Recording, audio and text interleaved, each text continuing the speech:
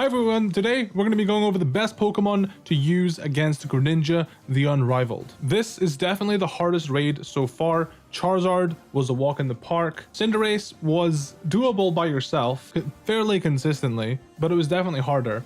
And then Greninja, in my opinion, it's definitely the hardest, and it's just because it's even more RNG than Cinderace ever was. So if you're looking for a quick solo method to grind, I'm going to recommend probably just better to play online with friends if possible. If it's not possible and you're still insistent on wanting to grind this, it is a lot slower than Cinderace, so it might be better just waiting for the next raid event. So let me tell you all about Greninja. Greninja has 6 moves. Toxic Spikes, Double Team are the moves that are exclusive to the raid battle. And then the moves it actually uses on you and the moves that it will know when you capture it are Hydro Pump, Night Slash, Ice Beam, and Gunk Shot. That means this Greninja is a mixed attacker. Greninja is also a sassy nature. Sassy drops its speed stat and raises its special defense stat. Personally, I think Naive would have been better, but it doesn't have any EVs, and of course, it is a Poison Tera type. There are a lot of Pokemon you can use, so ultimately, this is up to personal preference, but I'm going to share with you 3 Pokemon that I would personally recommend using, and you can pick one of the 3, or you can pick 2 of them, or you can pick all 3 of them, or you can pick none of them. It's up to you, it's your choice. So firstly is, of course, Slowbro. Slowbro holding a Life Orb, max HP, max special attack, modest nature, ability doesn't matter. You can run Psychic Tera type if you want to go for extra damage with stored power, but I don't think it's necessary. All you're doing is essentially making yourself more weak to Hydro Pump and Ice Beam once you Terastallize, but by the time you Terastallize, your stats will be buffed and it'll probably be dead anyway, so yeah, I don't think the Tera type's necessary. Instead of a Life Orb, you could also run a Shell Bell if you're wanting to be more defensive and kind of take hits and live longer. That being said though, the Shell Bell's not really going to matter until you actually start using attack. I personally am not a huge fan of leftovers for raids because of just the extra animations. The next Pokemon I would recommend is Qwilfish. Now Qwilfish is a support set, and all this Qwilfish is really gonna do, it has Intimidate, which I don't think is the most necessary. I understand people might be a bit hesitant to use an ability patch on a Qwilfish. Trust me, I get it. Intimidate's nice, but I don't think it's essential for this set here. But you're going to want a Qwilfish with Acupressure. That's the main move. I personally recommend giving it Acid Spray, Taunt, and Minimize just to have.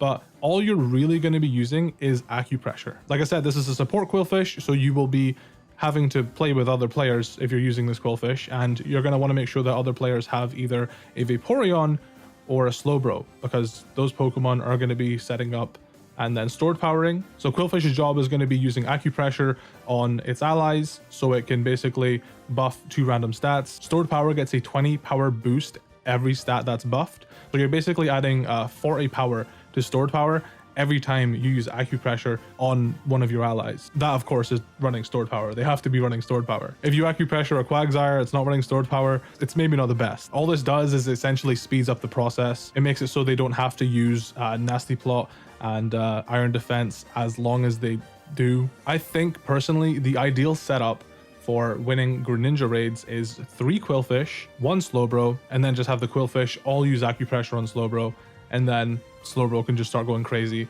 with stored power. Acupressure also has the chance to raise accuracy, which counteract the double teams that the Greninja is going to be using. And lastly, the Pokemon I'm going to be showing you guys how to build today is Vaporeon. Vaporeon and Slowbro do a very similar job, but I think Vaporeon does a better job at soloing than Slowbro does. The issue with Slowbro is it is super effectively weak to Night Slash. So a crit Night Slash, which Night Slash has a high chance of critting, does about half of Slowbro's health, give or take, which yeah, you can slack it off, but you're not faster than Greninja. So a lot of the time I found myself having to heal cheer. It was just a pain. So I think personally for soloing, which it still takes some time, this isn't a fast solo, I think for soloing, Vaporeon is your best bet. I think Slowbro and Qwilfish for online, and Vaporeon for soloing. But that being said, you can solo with pretty much anything. I've heard of people soloing with Gastrodon, for example. A lot of it comes down to RNG, but if you want a consistent method, if you're struggling, get this Vaporeon. The set's on screen if you want to just copy it, but if you want to see how to actually obtain it in game, I'm going to go ahead and show you how to do that now. You can find the Vaporeon right here in this little lake. It comes with a few perfect IVs and Wish. Wish is typically an egg move on Vaporeon, so that saves you the hassle of having to mirror herb anything. And the perfect IVs means that you don't have to worry about bottle capping as much. Now, the good thing about these Tera Pokemon is, I just remembered, you actually don't need to false wipe them. You can just straight up Oko them because they won't die. If you just hit them with a Spirit Break, whatever it may be,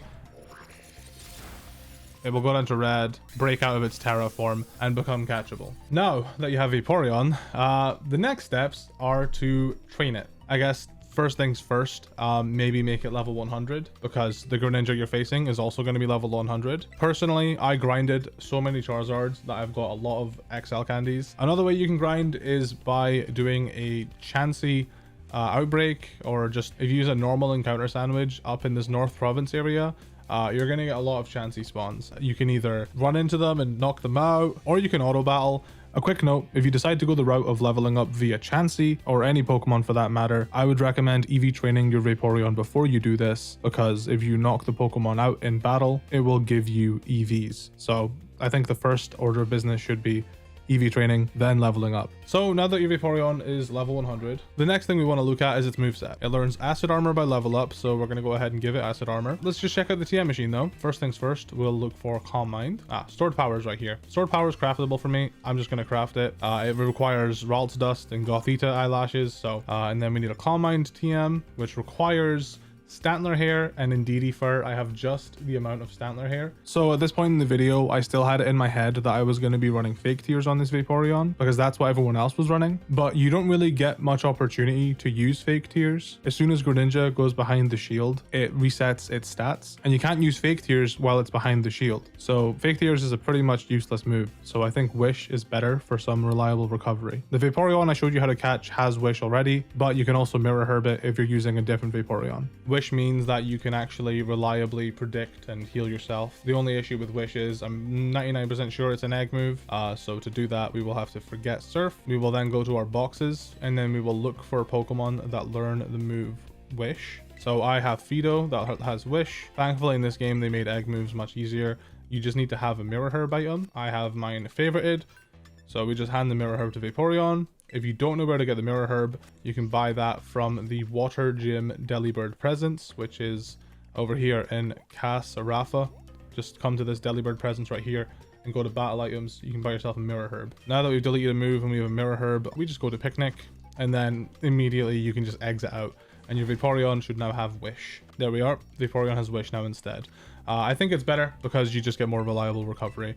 In terms of moveset order, I think it actually does matter a little bit. I think having stored power at the top is good because at the very least, you know, if you misclick, you're accidentally just doing damage instead of, you know, accidentally setting up when you don't need to anymore. I will give Vaporeon Covert Cloak. The Covert Cloak makes it so that you don't get secondary affected by moves. So for example, Ice Beam will no longer have the chance to freeze against you, and Gunk Shot will no longer be able to poison you. You can still get crit from Night Slash, but I think freeze and poison is a pretty huge bit of RNG to avoid. So you're going to want to go to Levencia and go to a Delibird Presence, go to Battle Items, and then if you just scroll down a bit, there should be a Covert Cloak right there. So that's half the battle right there. Next thing you're going to want to do is make sure it's got the correct nature that you want. I'm personally going to run Modest, just so we can try and squeeze as much damage out of this Vaporeon as we can. You can change natures with Nature Mints. Nature Mints can be purchased from this town over here, Montenevera, blah, blah, blah, blah. I'm coming over this way anyway, because this is also where the ball cap guy lives. This guy right here. He will hyper train your Pokemon as long as they are level 50. In the older games, hyper training was level 100. In this game, they reduced it to level 50. One of the best changes they've made, I will not lie. So we'll do the bottle caps. Because this was the Tera Vaporeon, it comes pre-packaged with some pretty perfect stats as it is, so you don't even need that many bottle caps. I don't know if your one will have these exact same stats. You probably only need like 2 or 3. You don't need to perfect its attack, because you're not going to be using its attack, and then you just I'm just going to train up its special defense. I mean, you probably don't even need to do it. I'm just going to do it just to make the Vaporeon as beefy as I can. As for bottle caps, you can purchase bottle caps from this Delibird Presence right down here. Either of them, pretty sure they both have bottle caps. So you've given an item, you've got the correct moves, you've got the correct nature. Now all that's left to do is to EV train it. Hey guys, Future Callum here, recatching the Vaporeon because I messed something up. Just wanted to let you know why it's in a dive ball now instead of a Pokeball. All there's left to do now is EV train. There's two ways to do this. You can either do it the long way. It just depends on your resources, really. Personally, the way I EV train is by using items, the drugs. I have so many of them because I grind AFK using a turbo controller. I can link a video on how to get like basically infinite money. It's not infinite money, it's just you can get a lot of money by AFK grinding. We're going to do max defense on Vaporeon, and then we're going to do max special attack on Vaporeon. You need 26 each, so that's 52, which is 520,000 Poké Dollars. And also you can add an extra stat. We'll give it 4 in HP. So this is what your Vaporeon should look like. It should be special attack and defense, and the bar should be sparkling and blue. That means it's maxed out. If you don't have as much money as that, and you just want to, you know, EV train it the old-fashioned way, what you're going to want to do is you're going to want to get power items. You're going to want the power belt and the power weight. You can buy these in the general goods section of, I'm pretty sure, every Delibird presents. They're 10,000 each, so they're definitely cheaper to get. And then after that, what you're going to want to do is for the defense stat, you're going to want to fight Pokemon that give defense EVs. In my personal opinion, the best way to get EVs is by just battling the Pokemon in the first route. If you're going for, you know, defense and special attack, you're going to want to kill 27 of these little spider guys, and then you're going to want to swap the item over, and then you're going to want to kill 27 Psyducks, and that should max out the stats. Credit to Philly Beat You for this image, by the way. I lied. It was 28 times. You're going to want to take them out 28 times. And the reason for that is because you're going to be getting 9 EVs per KO, and you have to actually go into battle and you have to knock them out. You can't auto battle. Auto battling does not give EVs, unfortunately. And then you've got 4 EVs left over to put into whatever. Just do HP, just kill a Lechonk like 4 times, and that's your Vaporeon maxed out. So the last thing that you could possibly do if you want to be just extra powerful is go for Tera Psychic. This is probably the point where like people are just like, man, I just want to beat Greninja. I don't want to change a Tera type to Psychic. And honestly, I'm not sure if it's really the best, because you will then have that weakness to Night Slash. There is my Greninja raid right there. Here he is. I've already beat it, obviously. What I'm going to recommend you do is I'm going to recommend you drop a save, and we're going to challenge the Greninja. So this is where I recommend, if you're going to try and solo this, you want to make sure the AI that you have with you is decent. There are quite a lot of Intimidate AIs, so I would recommend those for sure. So we'll see what the AIs have. Okay, we have a Staraptor. That's not so bad. I would personally recommend avoiding Arboliva, because Arboliva makes it take ages with all the animations. So what I'm going to do is I'm going to run away. Let's just say, hypothetically, I'm not happy with the raid group I got. We have an Arboliva. I don't have any Intimidate Pokemon. Now, the reason you want Intimidate as well, by the way, even if you're running a strategy that forces the Greninja to reset its stat. Why is this on my screen? Even after resetting its stats, if say for example Staraptor faints, Staraptor will then come back in, and then it will intimidate again, constantly lowering its attack throughout the battle, even through shield. So intimidate Pokemon are very good. I mean, Night Slash can still crit through intimidate, of course, and will completely ignore all the drops, but it will weaken Gunk Shot, which I think is pretty huge. So to reset, all you have to do is click challenge as a group and then start the battle, and this will give you different AI Pokemon. So before we had Weavile, Garganacl, and Staraptor. This time we have Drifloon. Okay, we got Tauros for Intimidate. Pretty decent. You know what? I'm happy with this group. We could go for 2 Intimidators. I've had 2 Intimidators before. Overall, relatively happy with this group. Because I've challenged as a group though, I can't run away. So if I'm happy with this group, I just go ahead and start the battle. And I want to add, if you're not happy with the group on the second try, turn off your game, turn it back on, challenge as a group again, rinse and repeat until you get a group you're happy with. That Gunk Shot did absolutely nothing, man. That is crazy. I'm gonna go ahead and start firing off an Acid Armor. I'm gonna Acid Armor one more time. Drifloon is decent because you actually get the burn too, so that's nice. The AI for the raids is a huge part of like your success rate. So we'll Acid Armor again. This Greninja ain't doing nothing for damage. But keep in mind, on turn 3, he will reset your stats. So this is where I'm going to use Wish. He's going to Hydro Pump. I didn't need to use Wish at all because he just healed me. Cool. Thank you, Greninja. But after this turn, he is going to reset our stats. This is scripted. Yes, exactly. So he nullified our stats and abilities, and now we start again. This is where we're going to start acid armoring. Night Slash did absolutely nothing because, fortunately for us, we have Tauros coming in intimidating. We have Drifloon getting the burn. And now we can just, honestly, I don't even know if, yeah, we'll just acid armor a few times. He's going to hydro pump. That's fine. Nothing. I'm going to go for one more acid armor. I don't believe it visually showed in this battle, but I want to add a note that whenever Greninja goes behind shield, it will reset its own stats. And also, you know, if it's burned or status in any way, that gets reset too. It doesn't really matter for this particular set, but if you're running a Pokemon that has acid spray, then you're going to have to start using acid spray again once it's behind the shield. Bear in mind, because of the toxic spikes, every time you come in, you're going to get poisoned. So the whole goal is to not die. And now we're just going to start Calm Minding up, I think.